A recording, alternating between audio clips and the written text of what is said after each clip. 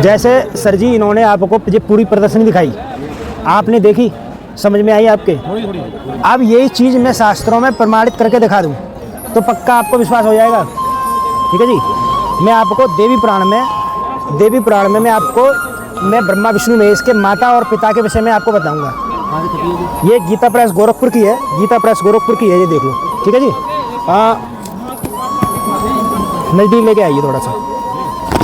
यहाँ भगवान शंकर स्वयं स्वीकार कर रहे हैं, माता देवी जो है दुर्गा वो हमारी माता हैं। ये कह रहे हैं कि शिव जी बोले, हे देवी, यदि भगवान विष्णु आपके द्वारा प्रादुर्भूत हुए तथा उनके बाद ब्रह्मा भी आपसे उत्पन्न हुए तो क्या मुझ तमोगुण की आपसे उत्पत्ति नहीं हुई?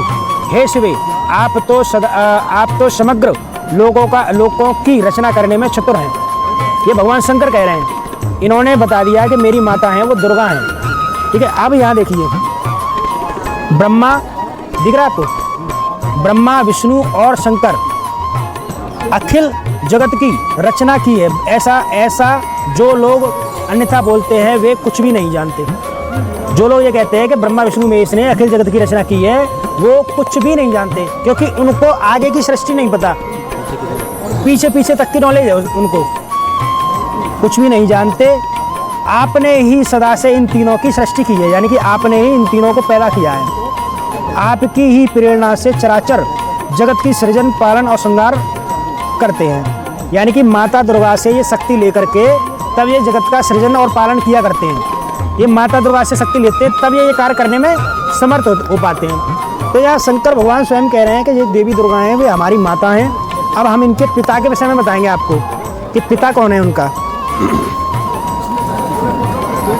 ये आ गया देवी पुराण का ये प्रकरण है कि ये यहाँ पे लिखा हुआ है कि ब्रह्मा विष्णु शिव तथा इंद्र आदि सभी देवता भी काल के वश में रहते हैं। ये काल भगवान हैं जो इनसे शक्तिशाली है, इनका पिता है, ये काल के वश में रहते हैं। ठीक है। मैं अभी यहाँ पे लिखा है, ये देख लिया आपने। अब पिता आपको दिखाता हूँ। ये देवी पुराण में लिखा हुआ है। ठीक है। माता तो आपने जान लिया कि ये माता कबूल कर रहे हैं। अब आपको पिता दिखाता हूँ। कुरुम पुराण लेके आना जरा। कुरुम पुराण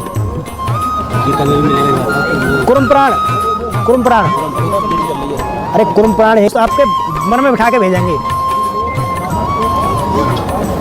ये कुरुम पुराण है, गीता प्रेस गोरखपुर से है। ये सरकार के द्वारा मान्यता प्राप्त है, ये हमारे गुरुदेव ने नहीं लिखी। ठीक है जी। यहाँ पे लिखा हुआ है, देखिए जी, यहाँ पे लिखा हुआ है कि इस प्रकार ब्रह्मा जीव वासुदेव यानी कि विष्णु भगवान वासुदेव तथा शंकर की काल के द्वारा ही सर्जना होती है। सर्जना माने पैदा होते हैं जी। ठीक है जी, पैदा होते हैं। पुनः वही सर्जना पुनः वही काल इनका श्रृंगार करता है। ये काल इनको पैदा करता है, यही मार देता है। ये काल जो है यह भगवान है।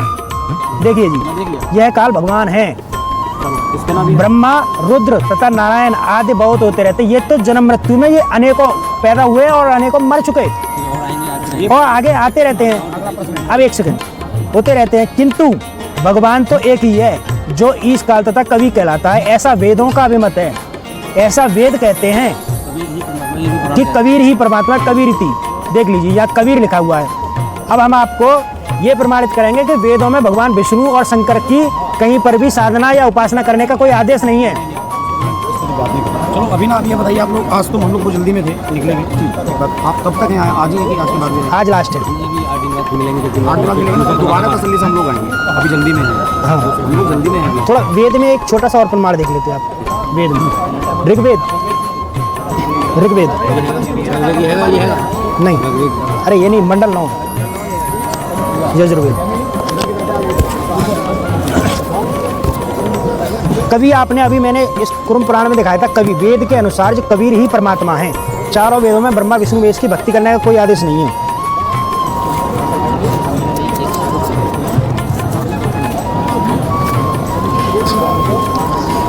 ये है ऋग्वेद मंडल 9 और 10। ठीक है जी। ये मैश्री दयानंदी द्वारा छपा हुआ, मैश्री दयानंद सरस्वती, आर्य प्रकाशित है ये। ठीक है। और ऋग्वेद है ये। इसमें साफ साफ लिखा हुआ प्रै कबीर देव, ऋग्वेद मंडल 9 सूक्त 20 मंत्र 1। क्या लिखा हुआ? प्रै कबीर देव, वह परमात्मा कबीर मेघावी और सबका रक्षक है। लिखा हुआ है कवि, कबीर नहीं है वो। हाँ तो ये भी तो लिखा हुआ है कवि। कबीर अरे बड़े भाई ये भी तो कवि, हाँ बहस का विषय नहीं है। ये लिखा हुआ है देखो कवि, कवि और कबीर में अंतर है। ठीक है।